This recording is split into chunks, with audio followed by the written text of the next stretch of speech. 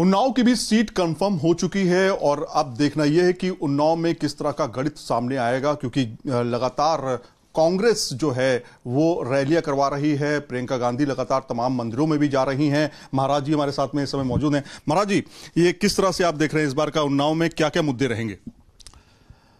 मेरा सुनिश्चित मत यह है कि 2014 में कांग्रेस की मैंने वहां जमानत जब्त की थी और कांग्रेस से 3.5 लाख भी अधिक मतों से मैंने विजयश्री प्राप्त की थी।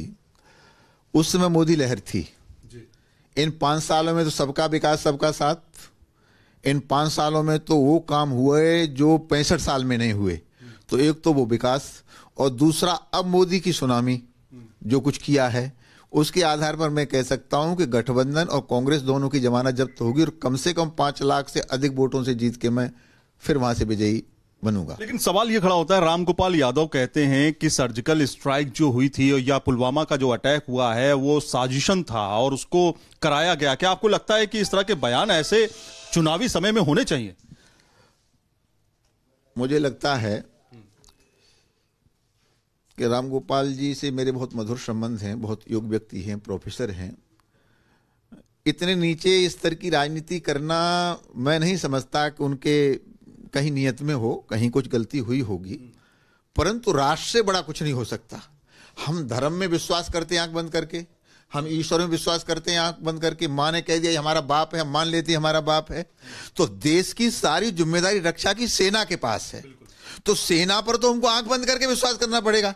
अगर सेना पर उंगलियां उठने लगेंगी तो फिर हमारे राष्ट्रवाद को चैलेंज हो जाएगा। काय का राष्ट्रवादी है? तो मुझे लगता है चाहे कांग्रेस हो, चाहे समाजवादी पार्टी हो, चाहे कोई भी पार्टी हो, जो सेना पर अविश्वास करती है वो राष्ट्र के साथ धोखा करती है। सेना पर कोई कारण नहीं है हम विश्वास करें। सेना जो कह रही है वो अंतिम सच है और हमें सेना का सम्मान बढ़ाना चाहिए। और जो हमारे 40-44 लोग जिनका शहादत हुई, शहीद हुए, क्या हम उनकी मजाक बनाएंगे?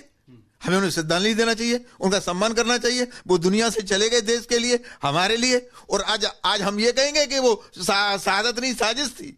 मुझे लगता है इससे बड़ा निंदनीय, घृणित और निम्न स्तर का बयान और कुछ नहीं हो सकता। शुक्रिया बातचीत के लिए न्यूज नेशन से। तो ये थे साक्षी महाराज, जिनका पूरे तरीके से ये कहना है कि इस बार भी कांग्रेस की जमानत उन्नाव से जब्त हो जाएगी। वीडियो जर्नलिस्ट मनोज कुमार के साथ सईद आमिर हुसैन, न्यूज नेशन, दिल्ली।